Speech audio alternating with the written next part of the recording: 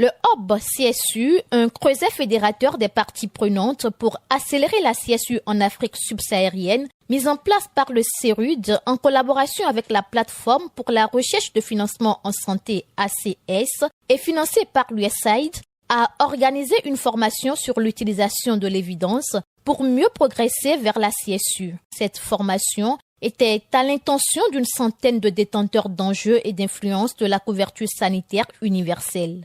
Le dit atelier a eu lieu ce 17 et 18 février 2022 à Bénin Royal Hotel à Cotonou. La couverture sanitaire universelle appelle non seulement l'accès financier, c'est-à-dire avoir accès aux soins de santé sans les difficultés financières, mais également à d'autres composantes.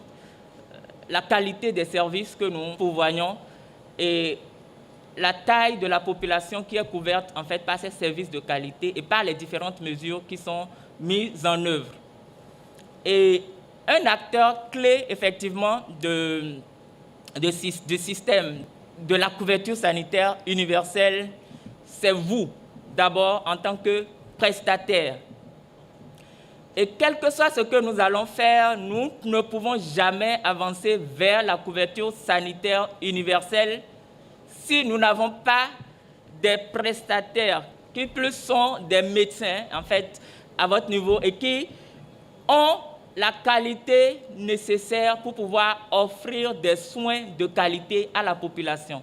Après 48 heures de formation sur différentes thématiques, le représentant du ministère de la Santé apprécie l'initiative du CERUD et exhorte les détenteurs d'enjeux et d'influence pour la CSU, qui sont les représentants de la direction du système d'information, du ministère de la Santé, les chercheurs du CERUD, l'Agence nationale des soins de santé primaire et les étudiants de la faculté des sciences de la santé à en faire une œuvre utile. Tiens particulièrement au nom de la directrice des systèmes d'information du ministère de la Santé à remercier le directeur général de CERUD et toute son équipe pour cette belle initiative qu'il vient de nous donner en matière de renforcement de capacité pour pouvoir améliorer nos travaux de rédaction, de mémoire et de thèse.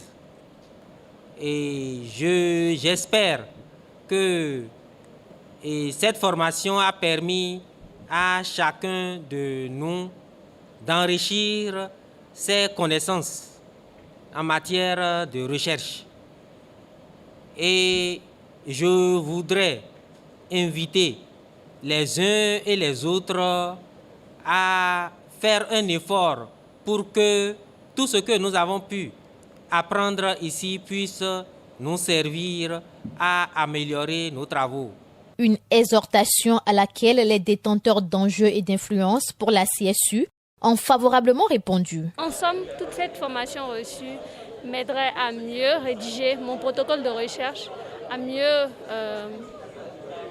rédiger mon mémoire de thèse en fin de formation et à aussi veiller à rédiger une note politique afin que mes recherches puissent servir.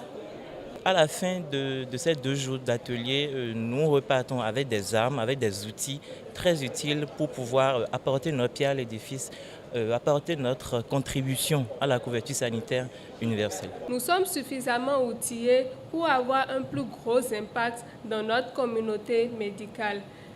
Je promets au nom de mes collègues et avec tous les collègues ici présents que nous ferons bon usage de tout ce que nous avons appris et que l'aventure ne s'arrêtera pas ici. Très prochainement, vous recevrez les retours de la graine que vous avez semée. Et plaise à Dieu que cette collaboration continue encore et encore. Merci. Rappelons que plusieurs communications, à savoir la typologie des besoins et stocks de connaissances en santé, les types de revues de littérature et formulation d'un questionnaire de recherche, mieux utiliser PubMed pour consulter Medline, la rédaction d'un protocole de recherche, rédiger la note de politique, évaluer la qualité d'un document scientifique, étaient principalement au cœur de cette formation. Prime News TV Bénin. Aimez, abonnez, Activez la cloche de notification pour ne rien rater sur votre chaîne préférée.